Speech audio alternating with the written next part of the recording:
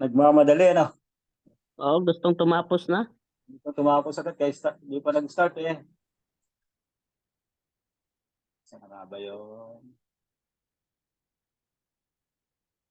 Slideshow, di ba? Animation. Slideshow. Naka-automatic pala. Gawin natin, ano. Dapat ano to, manual.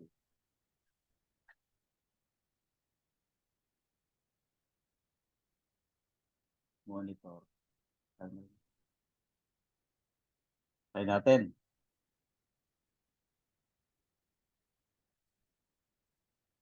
Talagang ano, nagmamadali. Wait lang po at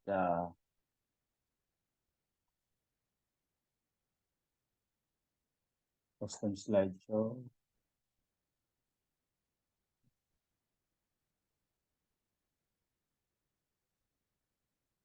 Manually dapat, no? Ay dati kung okay na. Naka-manual na siya. Yun. Pwede na.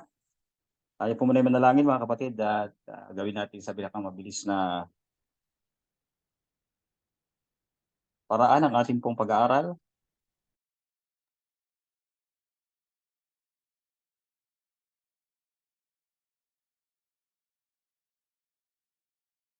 Narinig niyo po ba ako? Dinig po, Doc. Dinig po. Ay, sige. Manalangin muna po tayo. Mapagmahal naming Amang nasa mga langit, sa umagang ito, muli kaming lumalapit upang pasalamatan ka. Pinupuri ka sa mga bagong halal ng mga opisyales na mga mangunguna at mga kasiwa sa LCMBS, sa Student Association. Nawa po ito ay bindisyonan niyo po sila at bigyan ng wisdom, ng power, at ng matibay at malalim na commitment sa Diyos upang kanila pong ipagpatuloy ang paglilingkod sa paaralan, ganun din po sa kabutihan ng mga estudyante. Nilimit din po namin ang power ng Holy Spirit, ang wisdom sa pag-aaral po namin sa umagang ito. Salamat po ng marami sa pagdinig sa inyong panalangin sa pangalan po ng aming Panginoong Hesus. Amen. Okay, try po natin na mag-open tayo ng cam kung makikita niyo ako. Ayan. Okay po ba? Medyo shiny. Okay, Doc. Okay po. Okay po. Ang ating pong topic ngayon ay from Revelation chapter 1 to 4, 1 to 3, I mean, tayo po ay ginawa natin na chapter by chapter ng ating pag-aaral. Ngayon po ay nakita ko na medyo matatagalan tayo, baka hindi natin matapos sa period of time ng binigay sa atin para makuha natin talaga yung mahalagang mga puntos na dapat nating matutunan dito po sa atin pong aklat ng Revelation. Okay, I would like to congratulate our newly elected officers of LCMBS, ang ating pong mga magigiting na mga estudyante na magiging uugit sa larangan po ng mga ang tinatawag nating student association. Okay? Palain po kayo ng Panginoon Diyos sa inyo pong commitment. Nawa po ay patuloy kayong gabayan ng Panginoon na magampanan po inyong tungkulin. Okay? Akin na lang pong minabuti mga kapatid dahil tinitingnan ko pa yung mga ibang chapters natin kung hihimay-himayin natin. Yung mga ibang relevant naman lahat, yung mga truth na dapat ma-unveil natin sa Book of Revelation. Pero tinitingnan ko, hindi naman siya masyadong magagamit natin. So, i-shift natin sa magiging practical na presentation natin na magagamit din po natin sa ating mga krusada. Okay? So, let's continue. So, magiging topical na po instead of by chapter ang ating pag-aaral from this point of time. Okay. Tayo po ay magja-jump muna from Revelation chapter 3, pupunta na po tayo sa Revelation chapter 12 dahil gusto ko pong matalakay natin ang magandang paksa about, wait lang. Naka-record na ba tayo?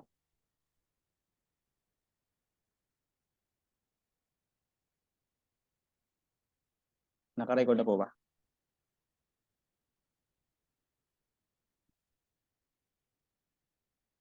Wait lang po, hinahanap ko yung record eh.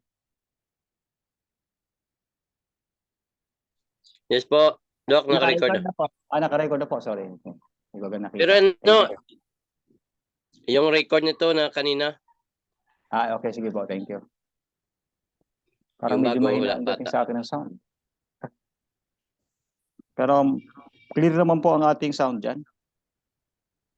Yes po. Sige po, let's continue. Okay, ito po yung focus ng ating pag-aaral ngayon ay yung... Bakit? Teka. Ito po ang topic natin, no? The woman, the dragon, and the emergence of evil. Ito po yung Revelation chapter 12 po ang focus ng ating pag-aaral po ngayong umaga. Wait lang po, parang nag-mix yung chapter 12 natin eh.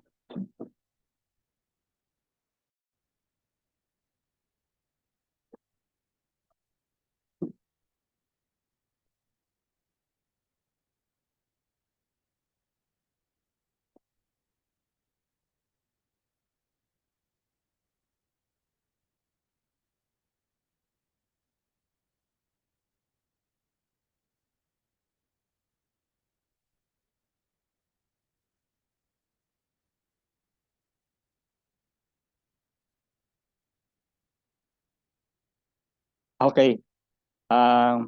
Yun nasa chapter 18 po pala yung ating topic ngayon, no? Ito about the Babylon.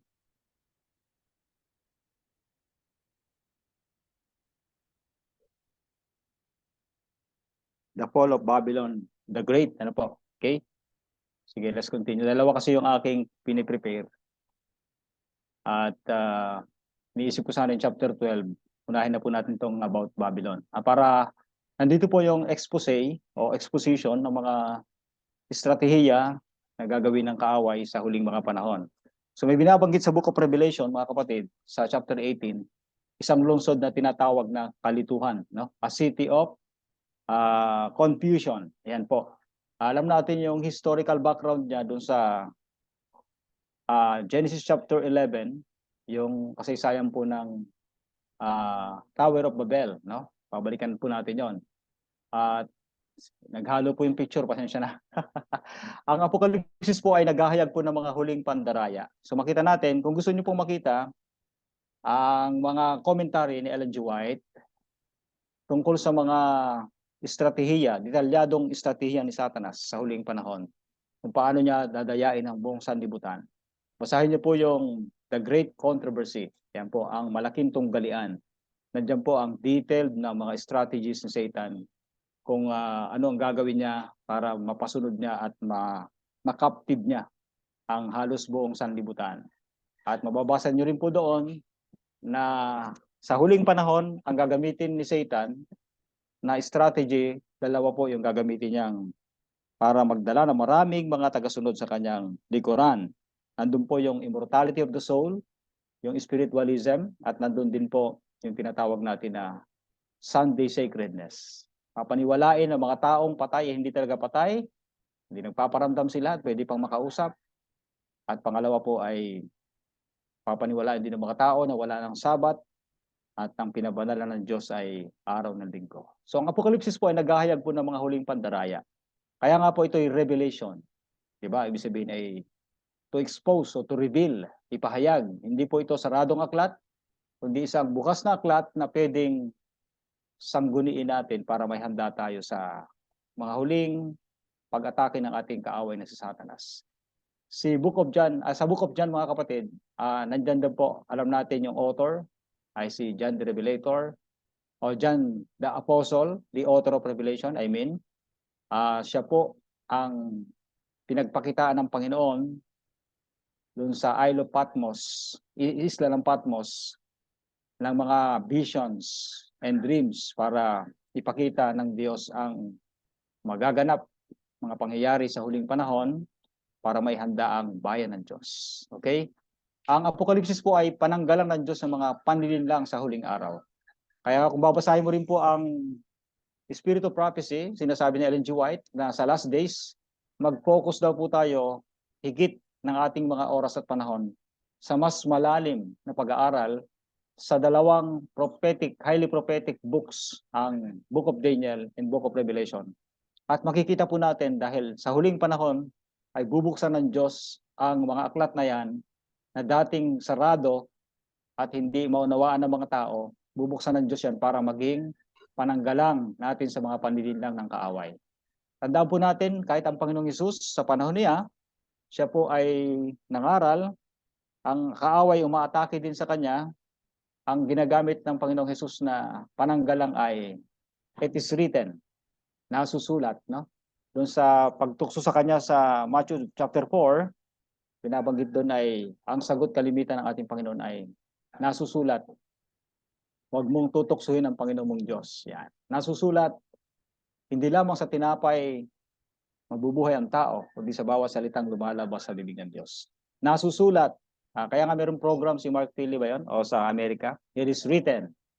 Nasusulat mga kapatid. Ang salita ng Diyos ang ating magiging pananggalang sa pag-atake ng kaaway. That's the reason why yung deeper study po ay kailangan sa last days. Especially po ang Book of Revelation at Book of Daniel ay atin pong talaga mag-struggle tayo na maunawaan natin ito. Dahil dito po nakasalalay ang ating pagkatagumpay laban sa kaaway. Kung alam natin kung paano umaatake ang kaaway, makagagawa tayo ng magandang depensa.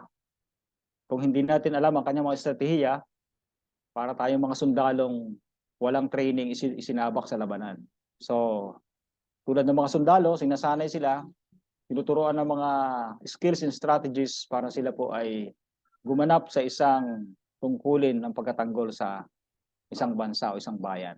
So narito po ang babaeng nakadamit puti sa Revelation chapter 12. Kaya ako pala parang napaghalo ito kasi meron ditong contrast, paghahambing ng dalawang babae dito po sa aklat ng Apokalipsis. Ang isang babae po ay nakadamit ng puti. Ang tawag dito ay pure woman, wearing white cloth, virgin, yan. At siya po ay nakatungtong sa buwan at meron ding stars sa kanyang ulo. Okay, may mga pagmatalakay po natin yan, yung mga detailed ay mapapag-aralan po natin. Dahil ang Book of Revelation po is a book of full of symbols. Marami dito mga simbolo na dapat nating ma-unveil, no? Ating maunawaan, matuklas natin kung ano bang mga kahulugan nito. Nandito rin po ang paglalarawan ng babae, ang sabi ni Juan, na sumulat na aklat ng Apokalipsis, at ang isang dakilang tanda ay nakita sa langit, isang babae na nararamtan ng araw, at ang buwan ay nasa ilalim ng kanyang mga paa. At sa kanyang ulo ay may isang putong na 12 bituin.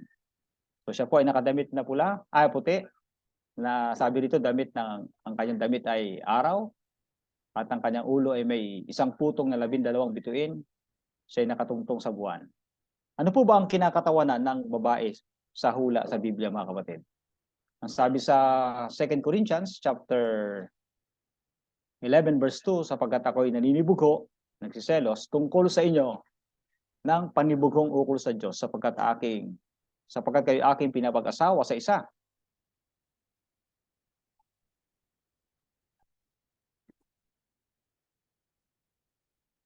Upang kayo may harap ko kay Kristo na tulad ng dalagang malinis.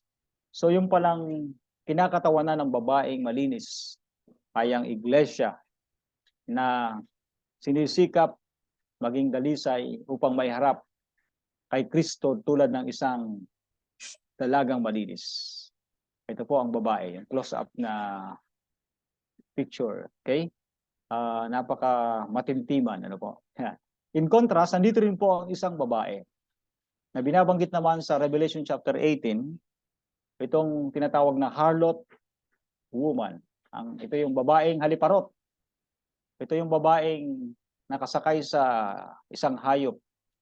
Meron siyang mga alahas, meron siyang hawak na kopa na may alak, at kanyang pinainom ang lahat ng mga bansa at nalasing ng kanyang alak na dala. Alamin natin po yan, may mga simbolo. Sa Revelation chapter 17 verse 1 and 2, at nagsalita sa akin na nagsasabi, pumarito ka, ipapakita ko sa iyo ang hatol sa bantog na patotot na nakaupo sa maraming tubig, na siyang pinakiapiran, yung fornication yan ng mga hari sa lupa. Bawat mga binabanggit dito ay may mga kahulugan. Nandyan yung babaeng patutot, nakaupo sa maraming tubig. At ang sabi rito ay siya'y nakiapid sa mga hari sa lupa. At sabi dito mga kapatid ay at ang mga nananahan sa lupa ay nalasing ng alak na ng kanyang pakikiapid. So may dala siyang na tinetempt niya yung mga tao, kahit yung mga hari sa lupa para uminom sa alak na dala ng babaeng ito. Okay, at ako'y kanyang dinalang nasa espiritu sa isang ilang at nakita ko isang babae na nakasakay sa isang hayop na pula na puno ng mga pangalang pamumusong. Blasphemy, may pangalang namumusong. Okay? May mga idea na po tayo kung sino yung tinutukoy dyan na hayop na puno ng pangalang pamumusong. No? Okay. Nakita niya sa vision ang isang babae na nakasakay sa isang hayop. Ito po yung simbolo ng Apokalipsis mga kapatid.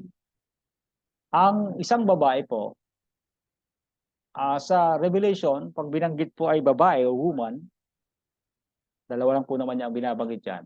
Babaeng dalisay at ang babaeng haliparot o patotot o harlot.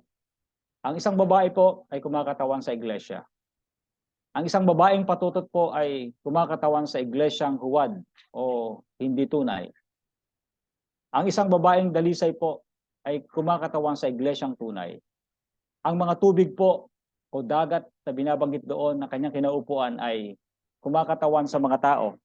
Yan po ay nasa Revelation 17, verse 5 ba o verse 15. Tingnan natin po. Buksan niyo po yung mga Biblia niyo para makita po natin. Hindi natin lahat po ma-explain in detail dahil limitado lang po yung panahon natin. Pero pwede po tayong magkaroon ng deeper study dito po sa Book of Revelation. Tingnan niyo po yung Revelation chapter 17. Pinaliwanag po dito ni John kung sino po itong babae. No? Dito sa verse 5. Tapos tinuloy po yan sa... Wait na po, kunin ko yung aking old Bible. Andun kasi yung mark Okay, sandali po .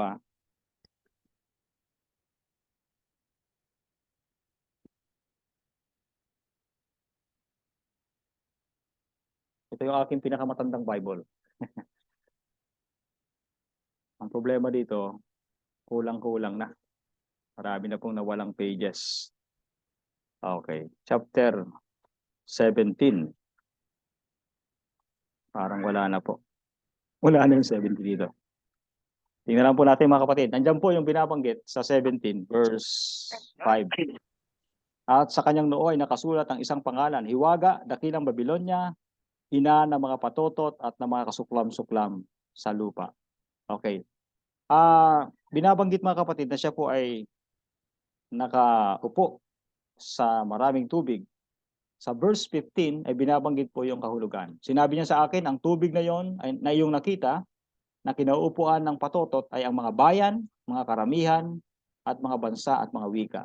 Pag sa Biblia po, sa Revelation, binanggit po ay mga tubig, umahon sa tubig. O ibig sabihin, nagmula yon sa karamihan ng mga tao. Nakaupo sa tubig, ibig sabihin, nandun siya, naka-rely sa mga tao. Tubig po at dagat. Okay? Ang mga hari po sa lupa naman ay kumakatawan po. Pag binanggit na mga hari sa lupa sa Revelation, ang literal interpretation po nito ay mga pamunuang politiko. Pag sinabi namang may alak na dala-dala, yung alak po na dala ay mga maling turo. Yung hawak ng babae na kopa, cup of fornication, yung po ay mga false teachings, mga maling doktrina na ipinainom niya sa mga pamunuang politiko at mga leader ng relihiyon. Pinainom niya yon at nalasing sila. Ibig sabihin, tinanggap niya yung mga maling aral. Kaya lumaganap nga po yung mga maling aral kasi itong babaeng haliparot, patutot ay kaakit-akit kasi ang kanyang pamaraan, ang kanyang paghikayat ng mga tao. Di ba? Kita niyo yung suot niya kumpara dun sa babaeng malinis. So yung alak po ay simbolo ng mga maling turo at yung pagkalasing, yung mga taong uminom ay nadaya po sila ng mga maling aral. Napaka-attractive kasi yung babaeng ito. No? Napaka-daring ng kanyang itsura. At kapag makamundo ang iyong mindset, ay talagang susubukan mo ring uminom sa kopa na inaalok niya sa mga kapatid, sa mga tao. So yan po ay yung mga false teachings, mga maling aral na dala-dala po ng babaeng ito. Sa Revelation 17 verse 5, sa kanyang noo ay nakasulat ang isang pangalan. Ano pong pangalan niya? Hiwaga, dakilang Babylonia, ina ng mga patutot at ng mga kasuklam-suklam sa lupa.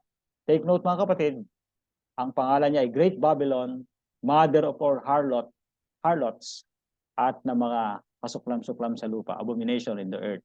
Okay. Ina ng mga patutot, take note mga kapatid. Pag sinabing ina, ibig sabihin meron siyang mga anak. So later on, ma-discover natin na ang mga anak pala niya ay yung mga apostate Protestantism. Yung mga iba't ibang mga relihiyon na nagprotesta sa kanya, pero anak pa rin niya dahil yung mga turo niya, kahit lumabas sa kanya, lumabas itong mga taong ito, di ba yung napag-aral natin sa world denomination, maraming lumabas dito sa iglesyang ito sa panahon po ng Reformation, ay kahit lumabas sila, dala-dala pa rin nila yung mga majority ng mga aral ng babaeng haliparot na ito. Katulad ng Sunday keeping. Dahil itong babaeng ito ang nagbago ng araw ng pangilin mula sa Sabado patungo sa Linggo, ay dahil ito'y kumakatawan po sa maling iglesia, ang babaeng ito ang nagbago rin ng kautusan ng Diyos. Nag-alis na ikalawang utos at ginawang hinati ang ikasampu para maging 10 uli. Kaya ang fourth commandment na Sabat ay naging 3, pero binago rin nila, inilipat sa araw ng Linggo.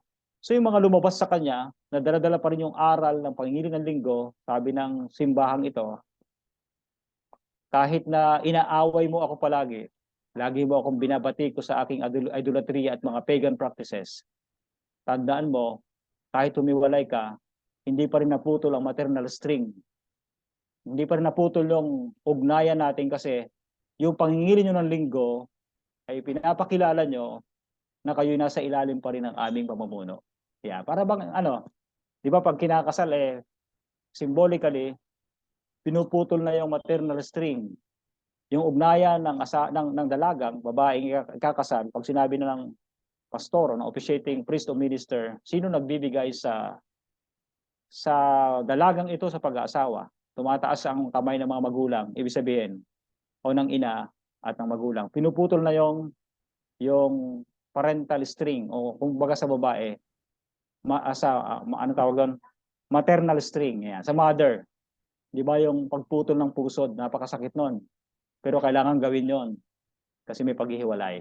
So ito po, hindi pa rin naputol ang pusod nitong mga Protestant churches na lumabas sa Catholicism. Catholicism, nabanggit na natin, no?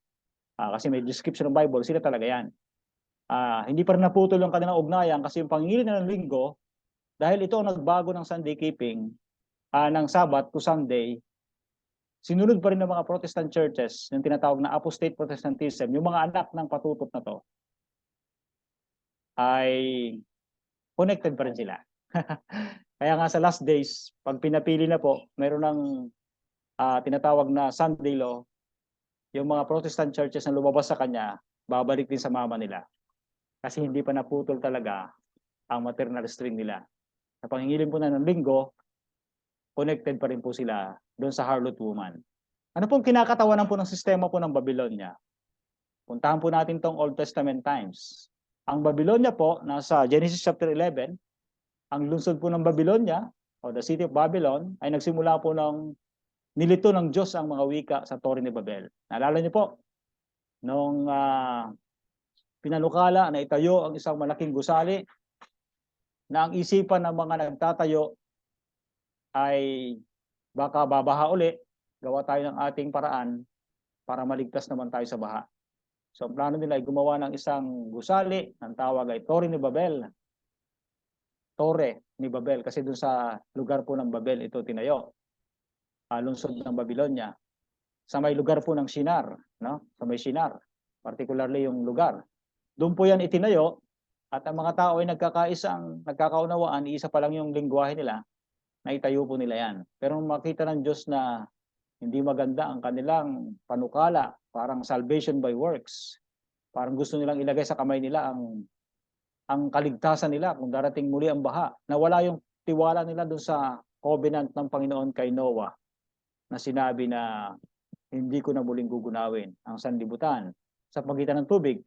Kaya nga merong simbolo ng merong bahaghari o bulalayaw, sabi sa Ilocano, rainbow. Yun po ay simbolo na nagpapaalala sa atin tuwing lalabas yun, nagpapaalala na kahit maraming bahang nagaganap sa iba't ibang dako ng daigdig, mga kapatid. Kagabi po, nag-speaker ako na-invite po ako na mag-speaker sa grupo ng mga Adventist sa Canada at meron din sila mga member from different parts of the globe.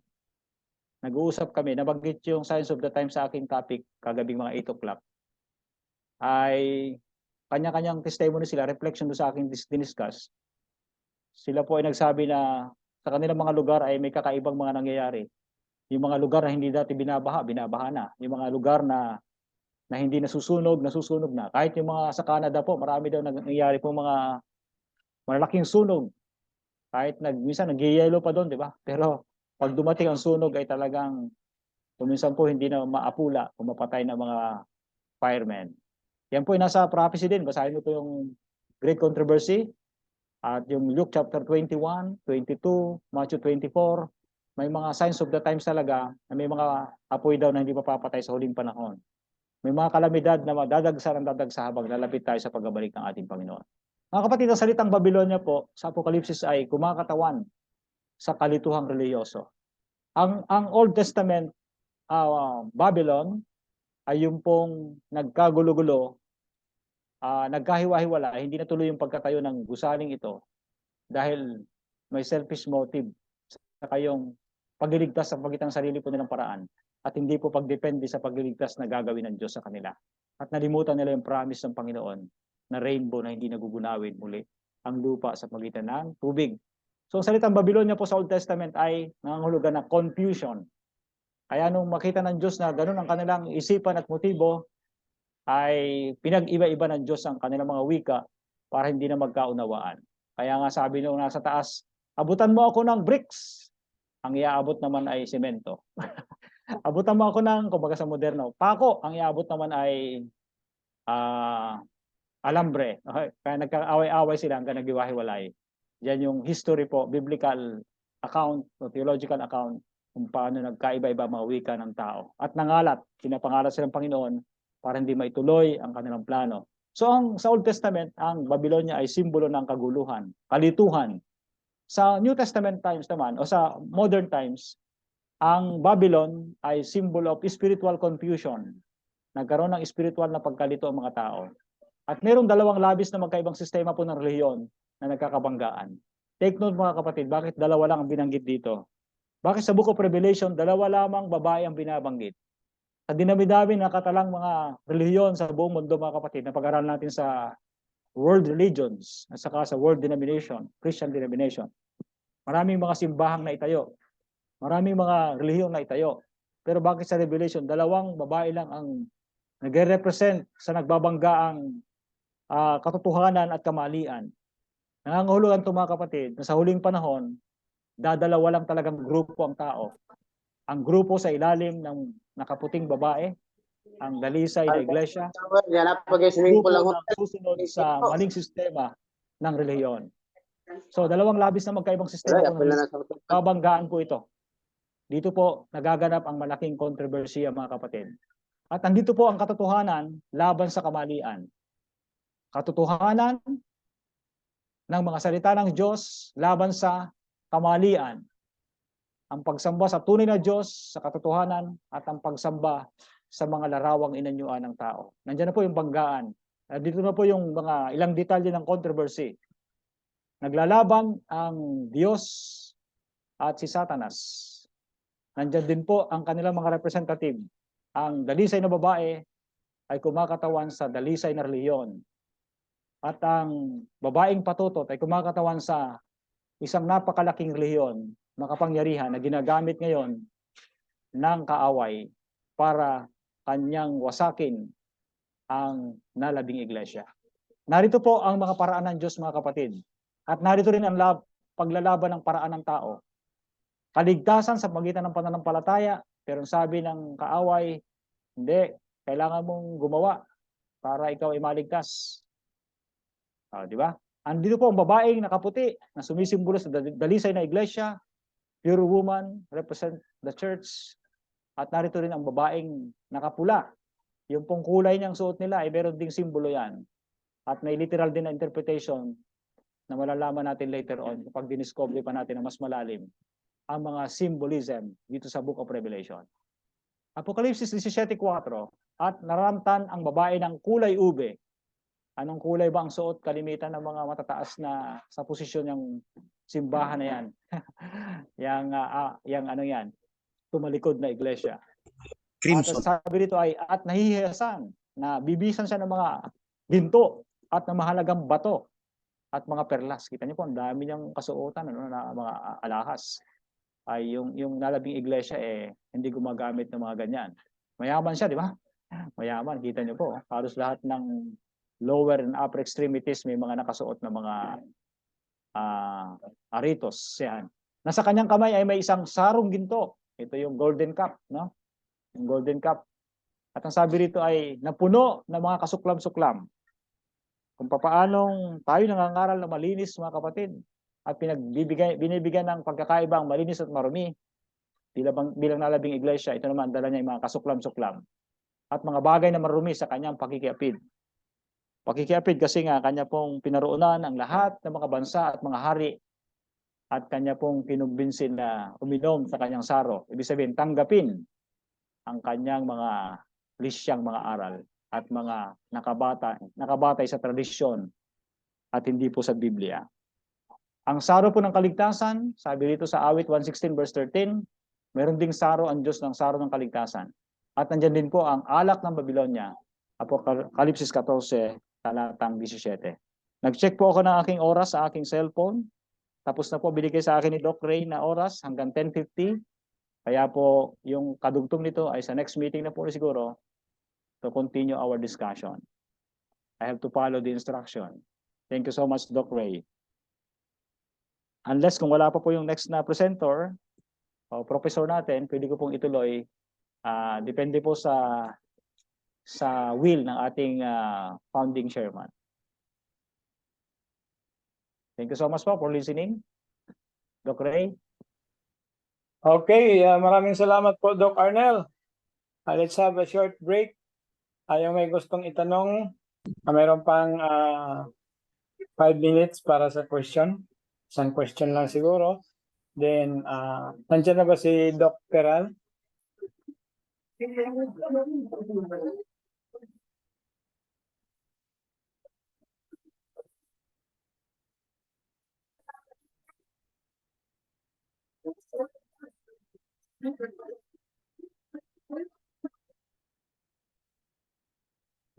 Hintayin lang natin si Dr. Peral, mga kapatid.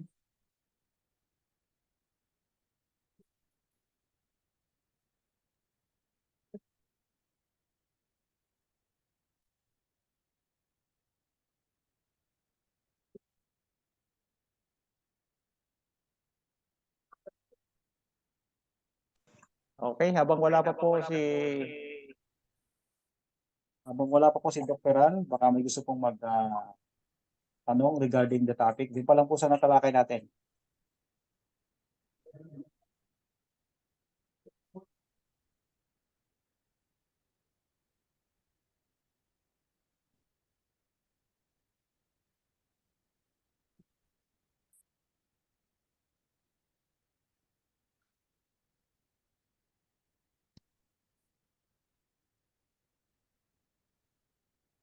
Sige po, reserve lang natin muna, no? Kung sakaling wala si Doc Peral, hingi tayo ng authority kay Doc Ray na may continue natin ang ating pag-aaral para matapos natin yung presentation po ngayong umaga.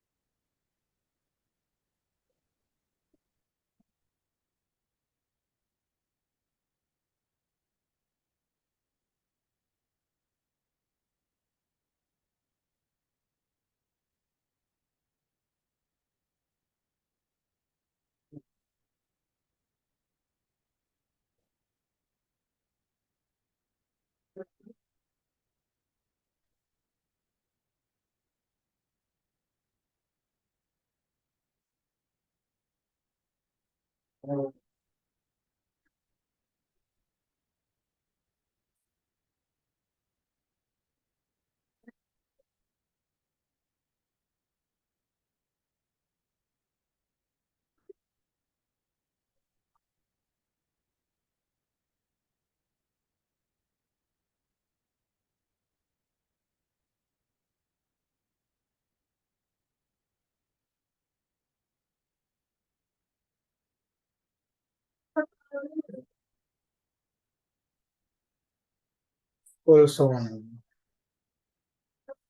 Songs frequently mentioned on the web include school song, first day of school song, and others.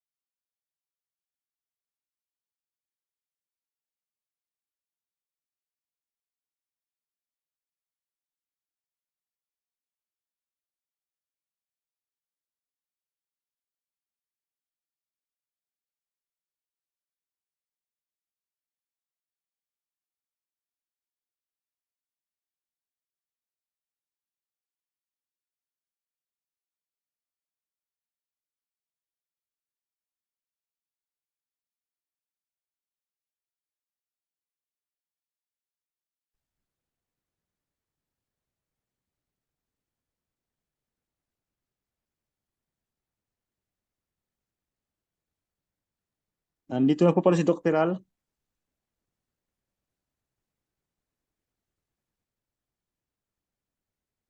Good morning, Doc.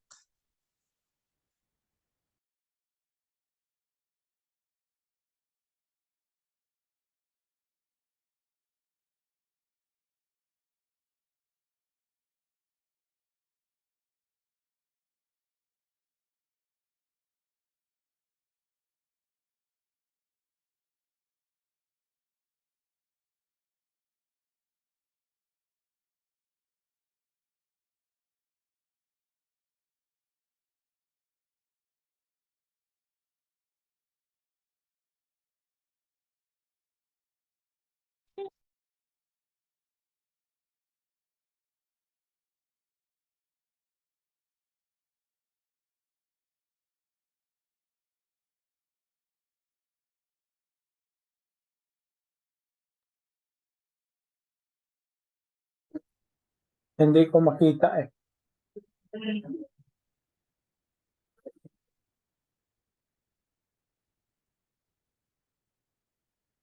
Yung co-host, pwede bang makapagbigay ng ano din? Co-host?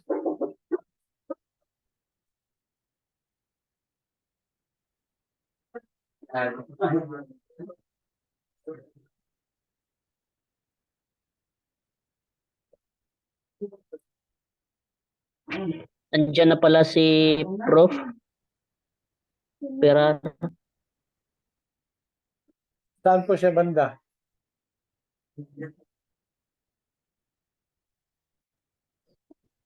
yung nakasalamin, Doc,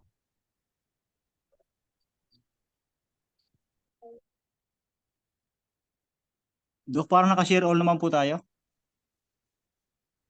Patry niyo po, parang naka-share all tayo. Sa recording. Parang nagsasalita na si Doc eh. Pero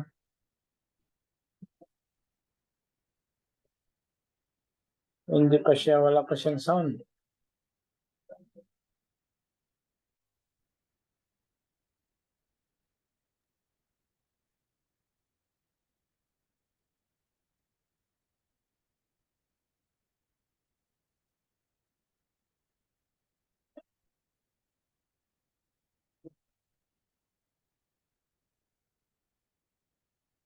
Dapat ayusin natin itong ating account, ano, Doc Arnel. Ah, Oo ang nga mas po. maganda nasa host yung aayusin natin yung settings para nasa host ang kapangyarihan na mag-mute at unmute. Mhm. Host na Katulad mag-mute. katulad ng iba dyan, nakamute pa rin. Hindi natin ma-unmute kasi wala tayong kapangyarihan. Nare-request pa tayo na to unmute. Pero merong feature yung Zoom na yung host may kaya kapangyarihan na mag-mute, may kapangyarihan na mag-unmute. Kasi yung ibang nagsasalita na tapos hindi pa naka-unmute eh. So, ma-unmute sana natin, di ba? Wala eh. Iba yung settings natin. Nga po. Paano natin ito pag bumalik sa Sister Minil? Good morning. Hello, Ayan na si Doc. Doc. Good morning. Morning, Doc. Okay, Doc. Po, Doc. Tayo na, Doc.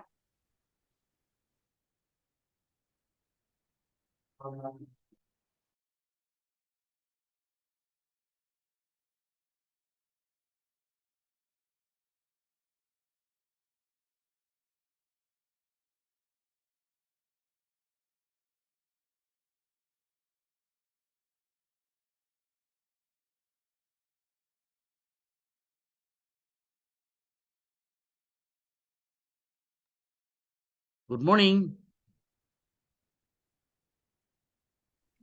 Good morning, Doc. po. Narinig po namin. Marinig na ba? Marinig na? Kita na ba yung sa screen? Oh, yes po. Dinig na po at kita na, Doc. Okay, maraming salamat. Good morning, everyone. Excuse me, Doc Ray. Pero next record, no? I-pause muna natin to yung kanina. Tapos panibago.